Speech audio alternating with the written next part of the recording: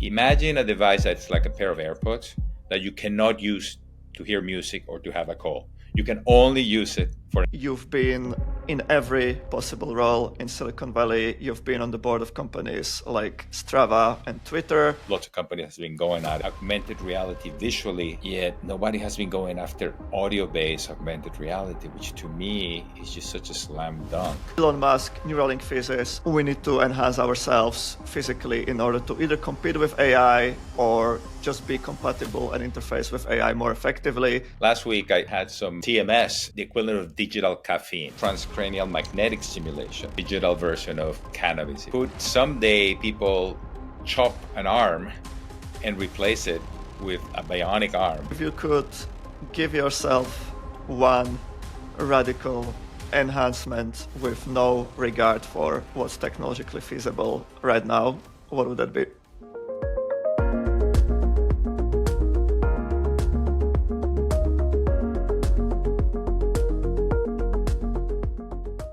Our guest today has worn nearly every hat in Silicon Valley: founder, angel investor, board member, shaping iconic companies like Twitter and Strava along the way.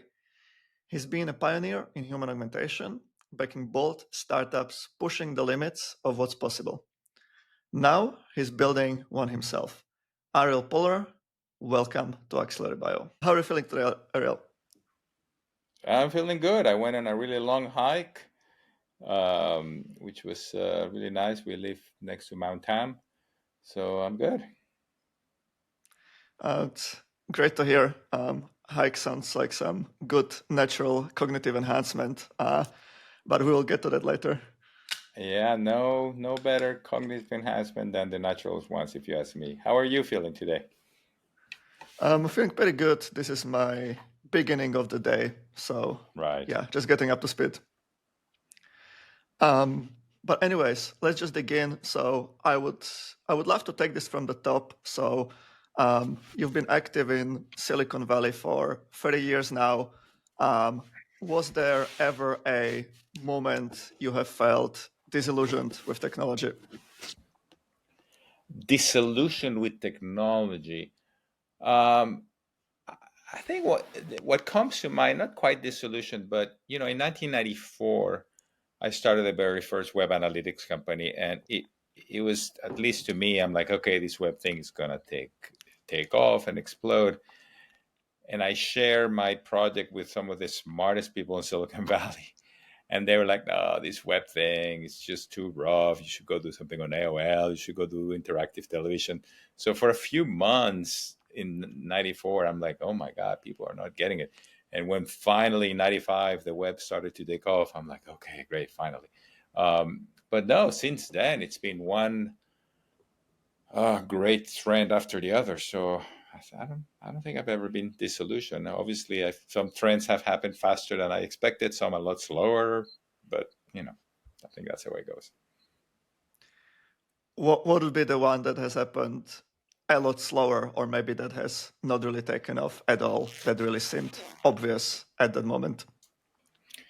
I would say it must have been 10 years ago, a long time ago. I think that I thought hearables had amazing potential to be used way beyond just AirPods, earphones to hear what's going on, but as a way of, in a way in which augmented reality visually has been, lots of companies have been going at it for the longest time.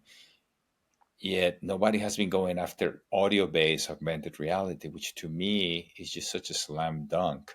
And there was a company called Doppler Labs that I don't know if you're familiar with, that tried, raised like $30 million, and unfortunately imploded. Some really interesting lessons there.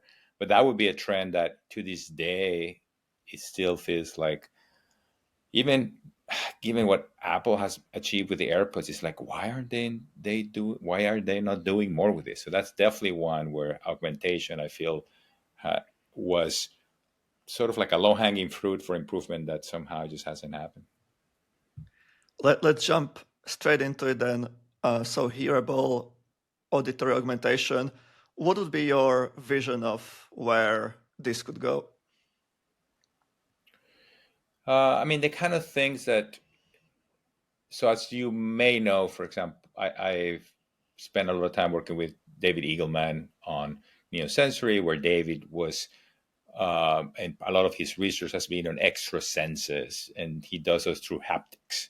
Really interesting, and I think that has a lot of potential. There's some interesting, but complicated because haptics, we don't currently have haptic devices and so on and so forth. But the whole premise is, can we give information to the body in a way that is not necessarily the most obvious one or the way it's used to? So going back to your question about hearables, if I am in a place, if traffic is really bad, or traffic is gonna be, there's gonna be a slowdown, and I'm wearing a hearable, could there be a sound, a certain frequency that gives me a warning? Or if I'm a trader and the market is behaving in a certain way, could there be sounds that uh, or the frequencies of what I'm listening to be altered? You're starting to see some. I mean, you obviously had the very basic like drive-by navigation where it's like turn left, turn right, which is super annoying. But you could do much smarter things with sounds that lean right when you need to turn right. Sounds, you have spatial audio that could, again, Apple uses that just as a way of giving you a sense of where things are coming from. But what if we learn that go beyond the obvious, if you will, and something going up means that whatever you're involved with, even your health, I mean, could uh, frequency sounds, spatial information could be used to convey information that doesn't get in the way of the other stuff you're doing. I mean, our eyes are so busy, your visual. So this, which I think has been a challenge for AR because it's competing with everything else we're doing. But our auditory system, other than when we're involved in a conversation, um, are really have a lot of extra bandwidth, if you will, to process information. So I don't know. Hopefully that makes sense. So what I'm hearing is, as you mentioned, kind of like an audio navigation that we have in a car, but for real life and going way beyond just spatial navigation, but really like a 360 immersive audio AR that just gives you, I guess, maybe we shouldn't call it sixth sense because we already have audio, but really like layering way more information into an underutilized sense. I suppose that's what you're saying. Yeah, giving you information that that your current senses don't capture through an existing sense. I mean, look, we're limited by the senses we have; those are not going to change. But could we leverage some in ways that is not necessarily the way they're meant to? So I'll give you another example.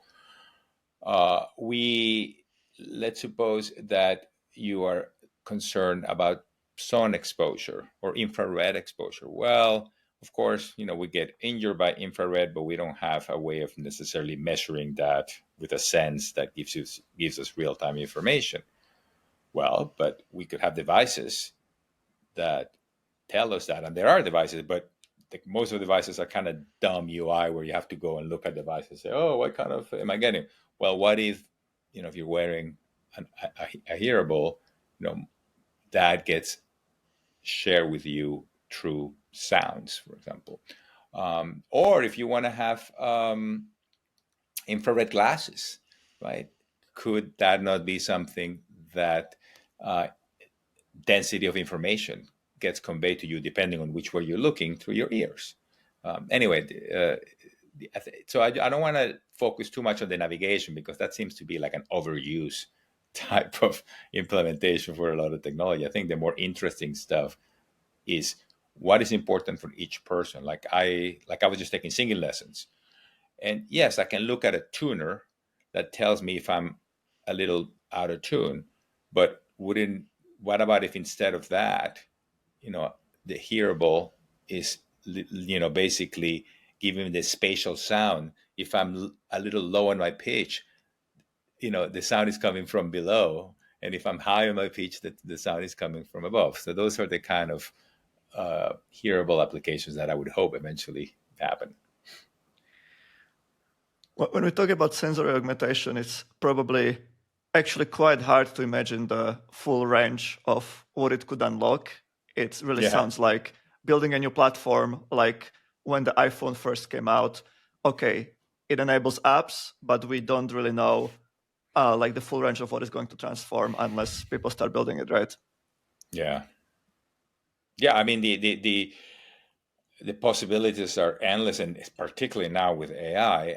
I think to me the key is to focus on the things that are useful for each individual. So and to customize it that way.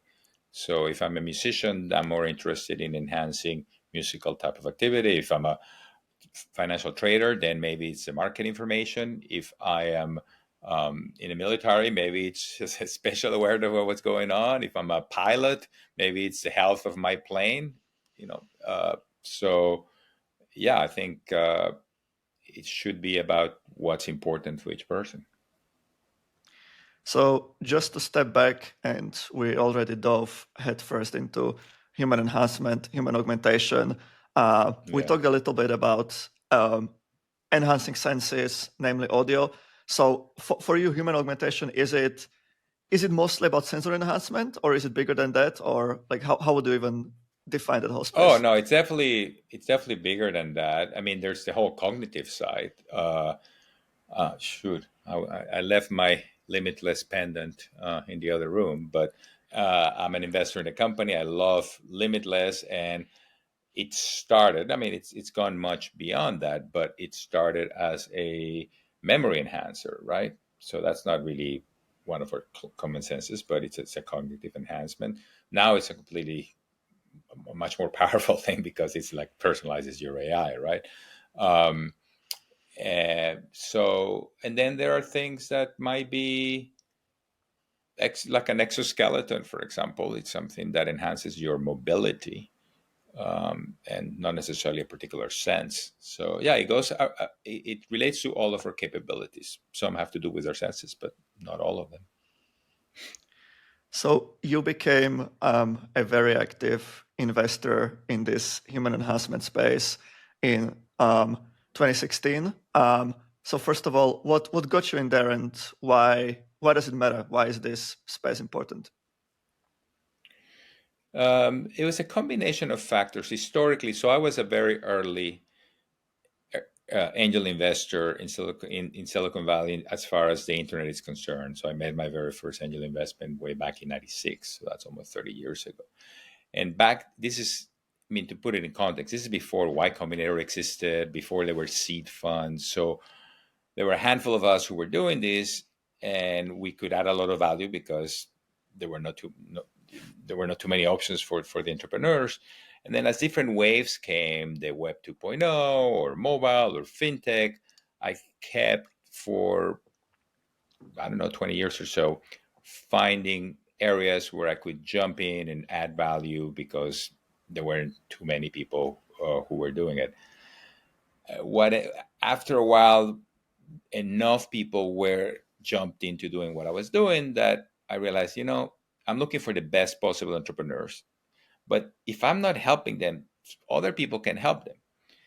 So I look for impact. And to me, impact is not what I do, but it's what I do incrementally. What I do that if I wasn't there wouldn't get done. So then I went searching. You know what? Let me find an area where there are not a lot of other people, board members, angel investors, mentors that are doing what I'm doing, so that I can go make a bigger difference. So as I was thinking about that, thinking, okay, where do I go do that? I almost jump into Bitcoin and crypto really early. Um, and then, but that space got a lot of people in there. It's like, okay, no, that's taken care of. And I'm a science fiction fanatic. So I think that got me thinking about, what about human augmentation? I think this is a little early, but clearly not a lot of people there yet. Uh, Let me look at that. And that's around the same time that I met a few entrepreneurs and founders like David Eagleman. So I jumped and started to do it, and it was great because, again, if I wasn't helping them, nobody else was helping them. So that made allow me to provide more impact. I would love to double click on this digression a little bit. And you mentioned that you selected something that nobody else or few other people were doing.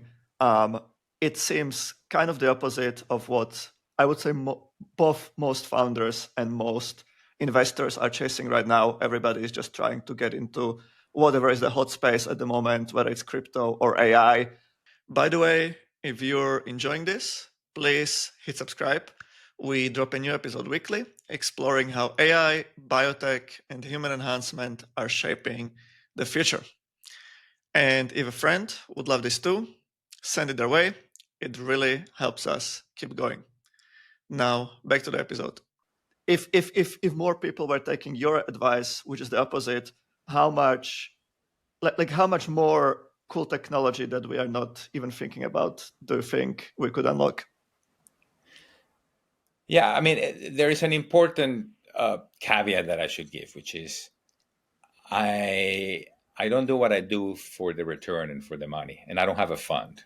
So if you have a fund or if your focus is financial, then you can't take. It's much harder to take the approach that I've taken, because you have to go where the companies are more likely to do well and succeed and have exits and so on and so forth. So I'm fortunate enough that I've had enough successes early on that I could then just focus on impact and working on things that I think are worthwhile. Um, Without a doubt,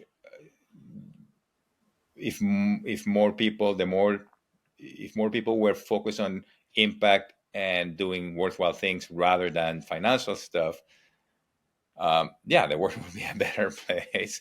But what are you going to do? I mean, it's not the way things work. But I shouldn't. Others do the same, So it's not just like I'm such a rare specimen, but not the majority for very valid reasons. Yeah. I feel like the ones that do and the ones that do it well often kickstart whole new industries or whole new movements. Like Brian Johnson is an example that comes to mind with Don't Mm, Die. yeah. There was already health awareness and longevity circles, but he really brought um, vast masses into this obsessive interest with longevity. Yeah, and again, here you have another example of someone who did a startup, sold it, and became financially independent of what the right term is, so that he could just go pursue his passion without worrying, not only just without worrying, but actually investing some of his financial resources into it. And it's great. I think you see plenty of people, and I see that here in Silicon Valley, that of successful entrepreneurs or investors who then go pursue passions. And many times, by the way, they are for zero financial return. Many times it's philanthropic activities, which is great. There's plenty of that going on, which is encouraging. So back to your story, in 2016, you decided to pursue your sci-fi passion about Yeah. human augmentation. You already mentioned neosensory. You already mentioned hearables. What I'm really curious about is what was the most ambitious project that you Huh. funded in that space? The most ambitious one. Um, I'm thinking about that.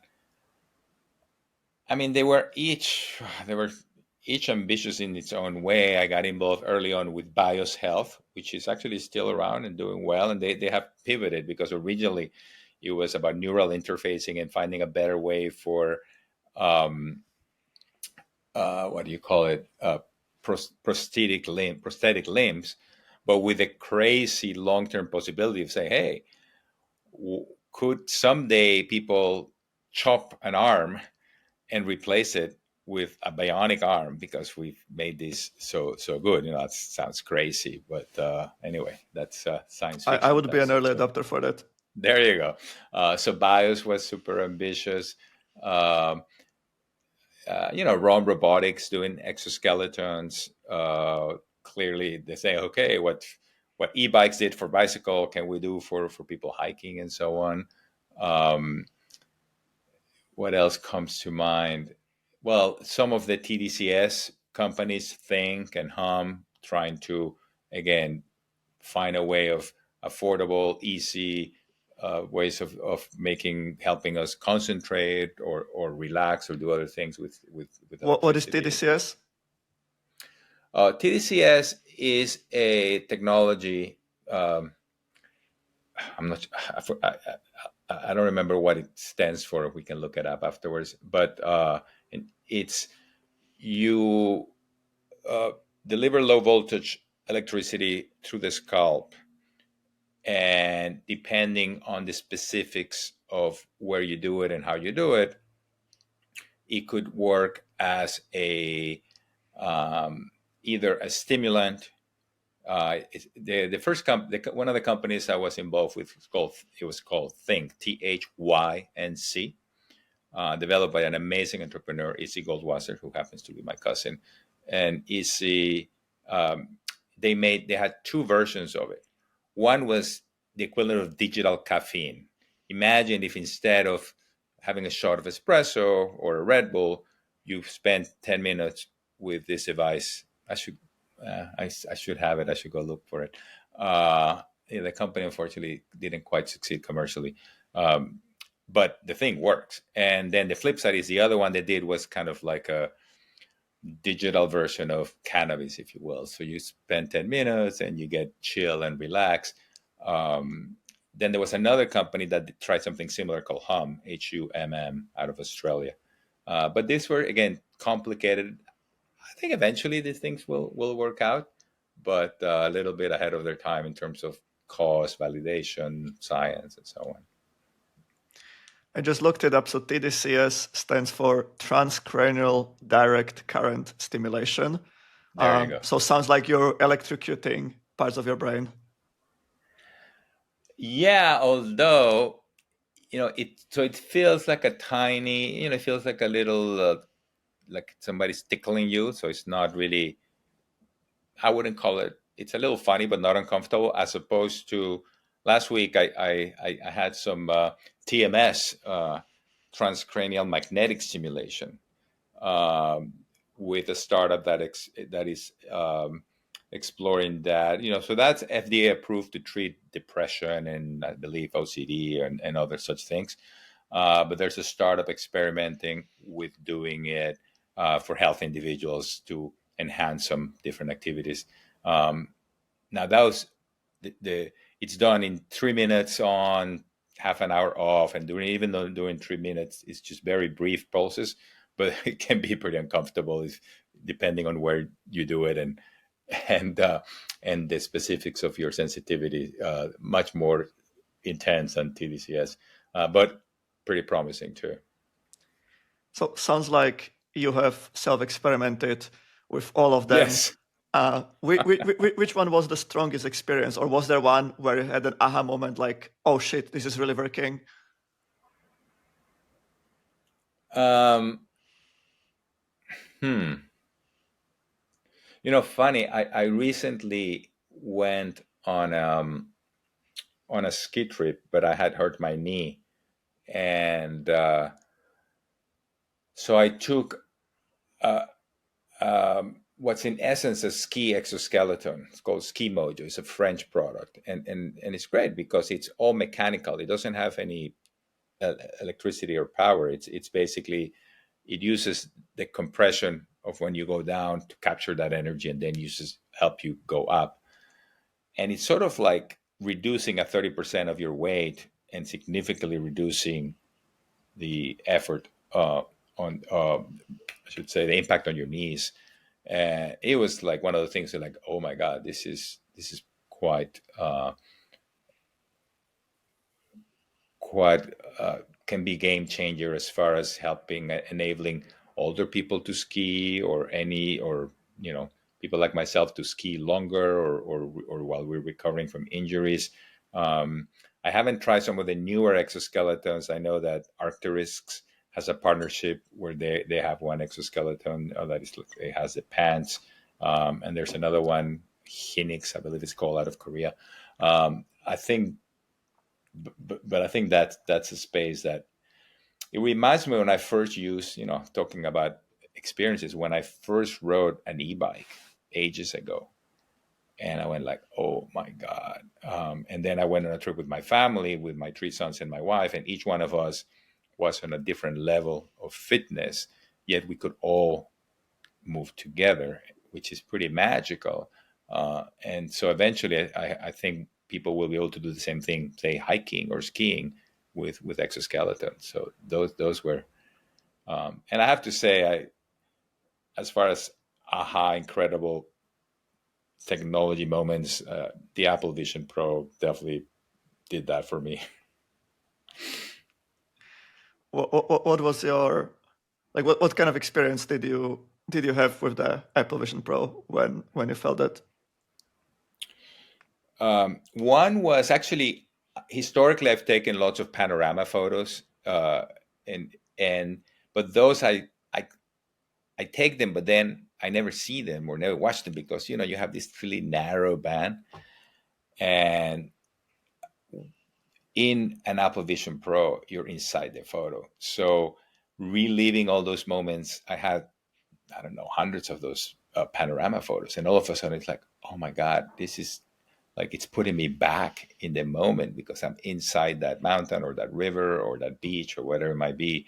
And I've always been into the notion of trying to relive moments realistically, with enhancing, with the sound, with vision, with the feelings. So that aspect of it, I thought was really compelling. And then I also thought that for meetings, or like the one we're having now, where now you're in this tiny box in my computer, so it's not particularly, it's hard to connect with you. But I found that doing the meetings in the Apple Vision Pro, the fact that the faces are so big, I felt like, oh, this is just so much more like a real person meeting, that it really, now that was for me. For the other person, they were watching my avatar, so they were probably they were having a worse experience. But I think we'll get there. Sounds interesting. And so what I'm hearing is that with many of these technologies, we are uh, maybe hitting an inflection point. Like we're kind of there. Maybe somebody just needs to build it out a little bit more or build some more experiences on top of a platform. Um, you also mentioned with several of these companies that they are not around anymore. I think Yeah. Doppler Labs, they raised like tens of millions and they went bust. So are we still too early, or are we just like right at the moment where this is going to take off exponentially and we will have like a vast number of different immersive and enhanced and augmented experiences and devices? Or where do you think we are at in like the Yeah, cycle? I think it's case by case. I don't think you can generalize as far as like all kinds of augmentation. And what I have seen, and I think Doppler Labs is a great learning experience for the following reason. And of I think they did it wrong, and a company like Limitless, I think, is doing it or has been doing it right, which is the key for these kind of things that have such an unpredictable timeline and where you're aiming for something way down the road. The key is to strike the right balance between keeping that long term objective, but also having short term deliverables and a product that can sustain the company short term, so that they can make it to the long term, because obviously you need both. And if you look at what Doppler did, they were so obsessed with the long term of being a hearable and not to be confused with a pair of headphones, that imagine a device that's like a pair of AirPods that you cannot use to hear music or to have a call. You can only use it for enhancement. So it was like, wait a minute, I have to spend $300, and I also need my AirPods or my this or that. So they basically were so focused on, and by the way, they were not, the functionality wasn't quite there and the apps were not quite there. So it's like leap of faith. exclusively focus on the long term without having a viable product short term. And I think that really was that's what became their end. The flip side is, in the early days of Limitless, which has changed its name, I believe, 3 times in part because of this, it was a very simple, one of the first Zoom note takers and transcribers. And they could offer it, that could deliver value. Then they enhance more value on the computer, more value on mobile, and gradually, but they wanted to have this standalone piece of hardware that was a memory enhancer. That was their vision from day one. But if had they tried to go there right away, I believe that they would have failed because the technology wasn't ready, how long it takes to do the hardware, et cetera, et cetera. So, and then you could have the opposite problem that I've seen some companies do, which is if you focus on a short term, that is too much of a detour, and it basically you end up where your long term vision just disappears. Because I was, for example, talking with an entrepreneur, great entrepreneur out of MIT, fascinating product, and he was having his hard time with a long-term approach. He's ambitious, and he was telling me, well, pharma really wants to use it, and they're going to use it specifically for this type of thing here and there. And I was saying, be careful, because you don't want to, that might make it really hard for you to go from that use case to where you want to end up 10 years from now. So you have to strike a balance. So yeah, I think you have to do that. And as far as your question, I mean, some technologies, take Apple Vision. Those things take so long. I mean, who knows when the next one's going to come and it's going to be better. But my guess is that it might be another 5 years or so before it gets to the point where it's really light enough and long enough battery and all those other things so it can go mainstream. But it's kind of hard to predict. Other things like Limitless, simpler device, already seems to be super valuable and compelling.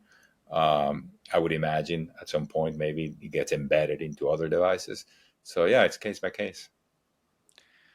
Talking about Limitless, obviously it's a AI first, AI heavy device, and Yeah. that makes me think: is AI, like, are the recent advances in AI kind of one of the main trigger factors for why some of these technologies are viable now? Like, is AI gonna be like a big commonality between what human augmentation software hardware is going to become mainstream over the next couple of years?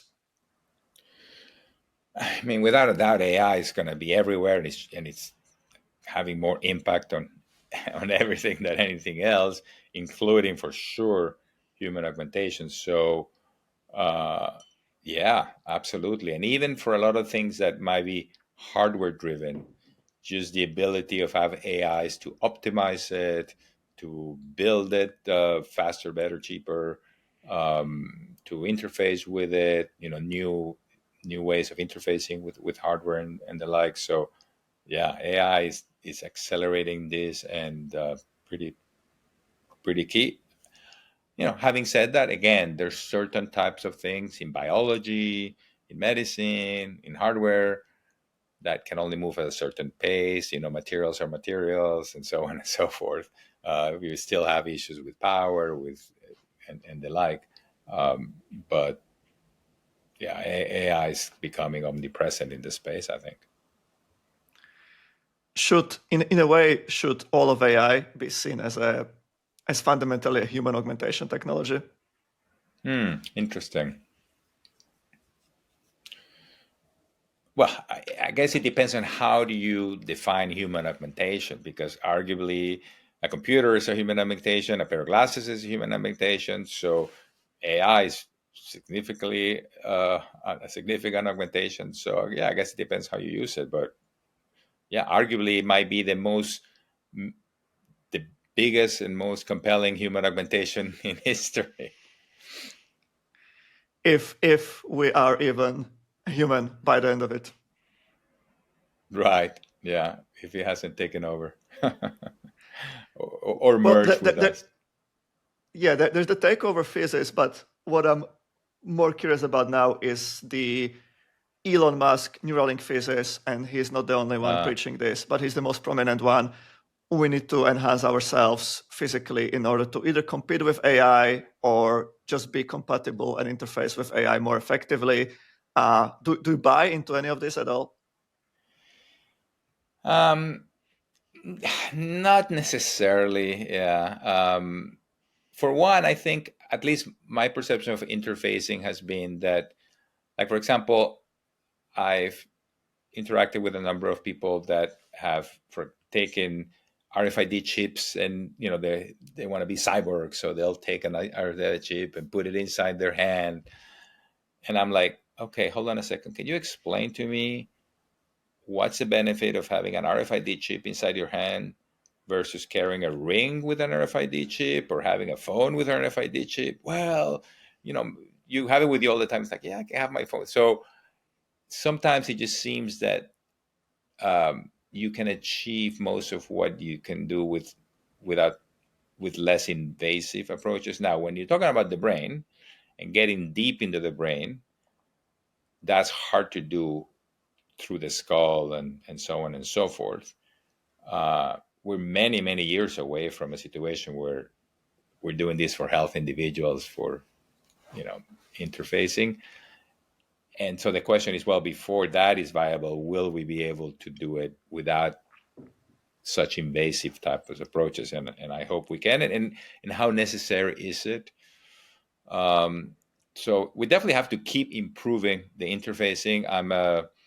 One company I'm an investor in is Whisper. I don't know if you're familiar with them, but it's just doing a really good job at understanding speech, even if you talk super softly, and then doing a really good job at transcribing it. It's like significantly better than anything else out there.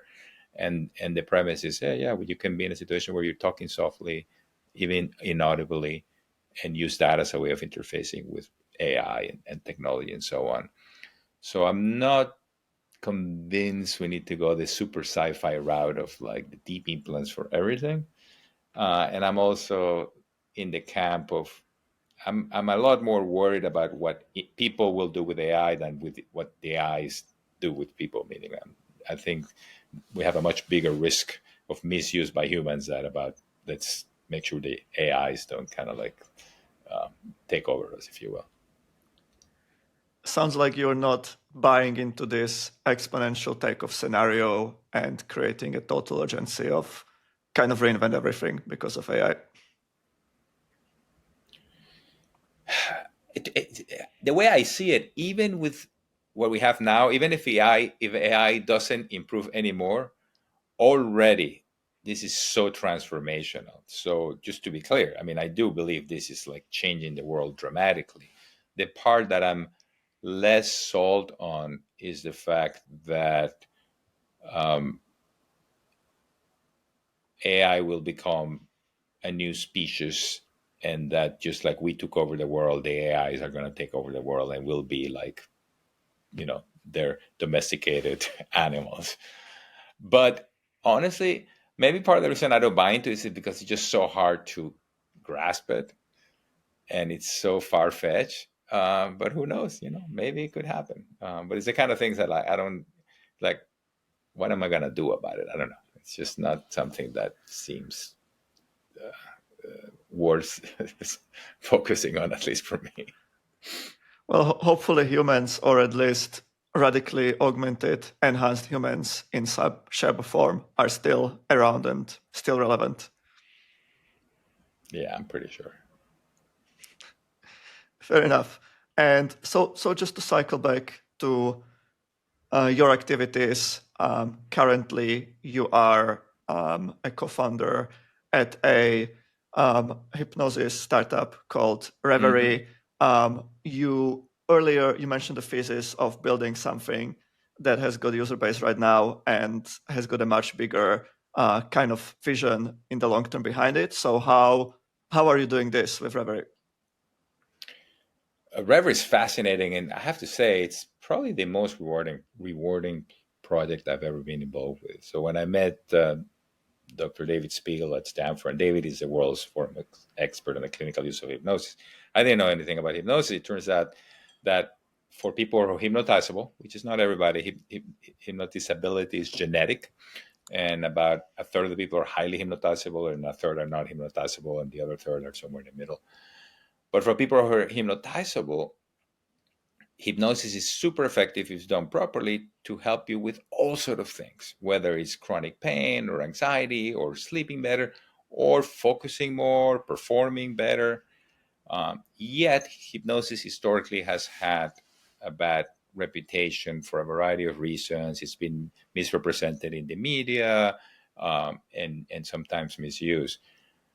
What it's become pretty clear to me is that and then so you have that. Now historically there's been a limited number of therapies, so to go have a session with David, who just does amazing work, it's like $1,000 an hour, something like that, to be in his office. When we started building Reverie, we tried to say, can we take David and put it in a box? And this was even before AI. And just with his audio and a little bit of interactivity, how close could the results get to what he does in his office? And we ran some clinical trials at Stanford. And to my amazement, the impact was almost as good as David. People quitting smoking after one session, just incredible stuff. People using a lot less opioids when recovering from surgery. And that was before we had AI. Now we've actually used AI to build an AI David, and we have even more effectiveness. So what that means is that right now, anyone in the world, literally billions of people who are hypnotizable with a smartphone and an app, could significantly improve their life. I mean, it's just huge. Um, and well, but obviously we're still a startup, so we're mostly in the US now. We're starting with chronic pain, and we treat other things, but we're not focused on them. So, we have a company that right now is actually profitable. So we're pacing ourselves because this is a long haul. But the long-term vision for us is we want hundreds of millions of people to benefit from this because they could. It's very much a mission-driven company, just because we see it. I mean, I get emails from support which are insane. People telling me we saved their lives. People telling me that, after years of struggling with all sort of things, trying different things, finally an app on their phone that costs $20 a month solved their problem. So yeah, super exciting, and something that I feel can have a humongous impact. Well, that's amazing to hear. And yeah, so you mentioned already you can use it to address anxiety and chronic pain and all sorts of conditions. So is the bigger, like, long-term vision mostly about just reaching millions or billions of people to make this universally available to a large audience? Or do you see also, in terms of what this technology can achieve, maybe in combination with other techs like AI, or I don't know, other kind of wearables, other type of invasive hardware? Is it going to go much deeper, do you think, than what we can achieve using it right now? Well, I mean, the good news is it's already super effective. And the way hypnosis works is you enter a hypnotic state, which the app helps you do in a matter of a minute or two. And at that moment, your messages that you hear go very deep into your subconscious. So if you're somebody who wants to quit smoking, and you enter a hypnotic state, and then AI David tells you that, ask you, would you poison a child, or would you put sugar in the tank of your car? And that nicotine on your body is the same thing. Treat your body like you would try to treat a child. And then we have a significant percentage of people then go like, oh my God, I don't want to smoke anymore. So it's already, honestly, super effective. AI helps personalize it, helps us make it broader. And what we're seeing is that we're starting to see users who then, after being helped by it, go start interacting with AIs. Hey, can you also help me with this issue I'm having at work? And the AI, which has been trained by David, goes like, "Oh, tell me more about it." Well, I'm getting stressed because of this issue, or I'm reacting, or we're getting triggered for. Okay, let's do an exercise.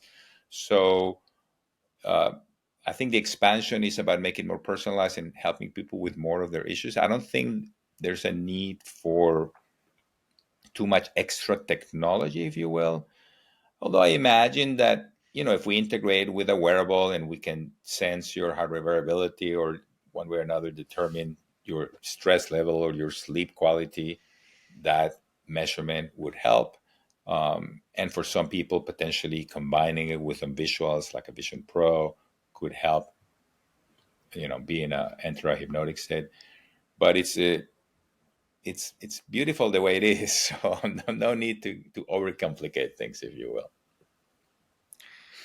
If you had an completely unlimited budget amount of resources, what kind of radical vision, tech-enabled vision, would you pursue right now? Well, I tell you what I'm doing on the side. I mean, which is talking about AI. Um, so I don't know if this is a concern, or how to call it, but I have a concern that AI is going to eliminate lots of jobs. I think most people seem to agree that's the case, and I think that there's the economic impact of those who might not get a job, but there's a separate issue, which is from a meaning standpoint. For most people, their job gives them identity, gives them meaning. So assuming the economic stuff can get sorted out, maybe we might end up with a lot more universal basic income or stuff like that. What do we do about all this free time? And even people who maybe the economic gets solved because they work fewer hours and make that work. So one of the areas I'm exploring with AI is like, what can we give people to do that uh, for quite a few hours a day, that will be something that's productive, that gives them meaning, that it's helpful, and so on. And I don't know what the answer is, but I think AI is part of the answer in terms of either at least delivering or creating this. Um, but to your question about budget, you don't need a lot of budget, right? I mean, I spent a couple of weeks ago, in a few days, I was able to, vibe code just a bunch of really sophisticated stuff. So, um, yeah, I think we're in one of the amazing things now is you can do so much more with so few resources. I mean, so little money. Um, Now, if we're talking augmentation and sci-fi and so on, I mean, there's so many amazing projects working with transportation. Of course, uh, drones that move people around. I think that's an area that I find fascinating. I mentioned exoskeletons, health related stuff. Oh my God, so many things. But I don't have a single answer for you.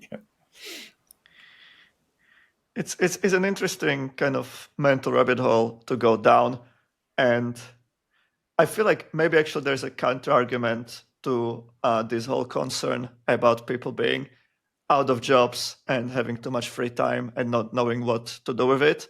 And maybe like the seed of the counter argument is what you just touched upon, which is with all these new tools, so many more people will be empowered to become creators or entrepreneurs or coders or like whatever artists, whatever they wish, without Yeah, much skills or resources, right?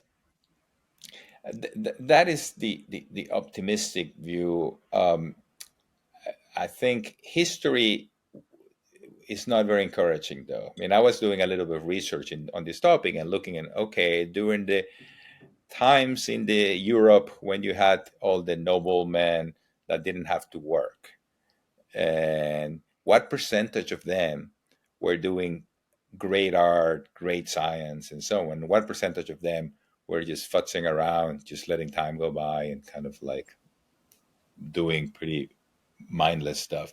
Turns out that those who were doing creative stuff did amazing stuff, but they were a tiny minority, and the vast majority of people were just chilling. and spending their time dealing with like, okay, let's gossip or let's prepare for the next dinner and so on. So I don't know. We'll Were they see. chilling though, or were they busy fighting wars and worrying about like the neighbor invading? No, no. You take that out, and Mm. during peacetime and so on, and I'm sure you've seen some of those period movies and series, right? And they're just Like huge going, lavish banquets with like over the top yeah, entertainment. Okay. yeah, and then they play badminton or whatever. Um, so I will say there's no question in my mind that that AI and this uh, having more time will enable a lot of great creative people to do amazing stuff. So it's going to be an explosion, in my opinion, of creativity and creation and entrepreneurship. Without a doubt, but that's, I think it's going to be like, I don't know, at most 10% of the population, which are going to do incredible stuff. But we still have to say, okay, what's going to happen with the other 90%? That's a little bit of like, they're going to benefit from this, but 10% would be amazing though. That's probably way more than the amount of people that are in like highly creative, high leverage, non-menial jobs yeah, no, now. exactly. But even call it 30%, which is crazy. You still have the majority of people doing what? So it's more of like, is it going to be a Wally type world where people are just going to sit back and, drink a shake and be plugged into their devices all day? That's the concern. Not and plug into devices is not the issue. The issues are they're going to be just watching movies or like dumb entertainment. And we have the the other factor that goes against us is, well, guess what? The media companies, the gaming companies, the betting companies, they're all pretty smart and pretty good at hooking people into spending time there. So it's not like they're gonna want to send people on hikes. It seems like there is a high probability that you're right with these scenarios. But another thing that I think about when I hear this every time is what is the unknown here, or like what is the trend reversal possibility that we're not seeing right now? Um, as would be an example, when in the 19th century, all of these people were predicting that planet is going to be overpopulated, exponential takeoff, and Yeah, it's the yeah, opposite yeah. now. Population is declining. So is there a possibility that there's going to be some kind of trend reversal like this for whatever reason? No, and but I think that what is going to make it happen is those who are entrepreneurial and creative coming up with solutions for it. I mean, that's why I'm starting to think about it. It's like, okay, what's what do I see as a potential challenge? That one. Okay, what can I do? Can I start working on something that could help with that, from early on? So yeah, I mean, if I was pessimistic about it, I wouldn't even be trying to help with the problem, right? But I think it's going to take lots of people coming at it from different angles to hopefully either solve it entirely or at least make it less of an issue. That's the good, positive Silicon Valley. What can I build to fix this mindset? Exactly. Yeah, totally. Absolutely. Nice. And we're almost at the top of the hour. I would love to do maybe a few rapid fire questions to wrap up if you're done for it. Sure. So just feel free to give like a quick 20 to 30-second answer to each. Um, First of all, I know you've been in every possible role in Silicon Valley. You've been on the board of companies like Strava and Twitter, many others. So my question is, how does one spot an exceptional founder? Hmm. How do one spot? I don't know. I honestly don't know. I think I know how I can spot a founder that I want to spend time with because I think they're a good person because they're working on something interesting that has impact. But I would say I've also been involved with lots of projects that have failed, and I think that many of the projects that have succeeded after many iterations. So I honestly don't even try. What I try to focus just get involved with great projects, great people that I'm going to learn, that I'm going to meet other good people, and that even if it fails, I'm going to be in a better place. So that's how I think about it. TLDR, work with people you like on projects you're excited about and see what happens. Yeah, exactly. Sounds like a sound advice. Okay, next one. What's the weirdest side project you have ever worked on? Weirdest side project. Um,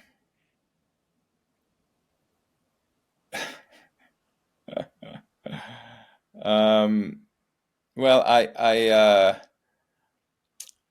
like foil surfing, and for a while I was exploring a remote controlled tow boogie that would basically pull me onto the waves. I tried that a long time ago, and the technology wasn't there. But the beautiful Coda, or is it Coda? I don't know, or what. Fast forward is an Australian entrepreneur built an amazing one last year, and now I have it, and it's fantastic. But yeah, that was out of. I ended up deciding that to keep my passion for foil surfing and wing foiling separate from my business interests, because sometimes mixing those two things can ruin one or the other. Fair enough. If you could give yourself one radical enhancement with no regard for what's technologically feasible right now, what would that be? Wow. Um,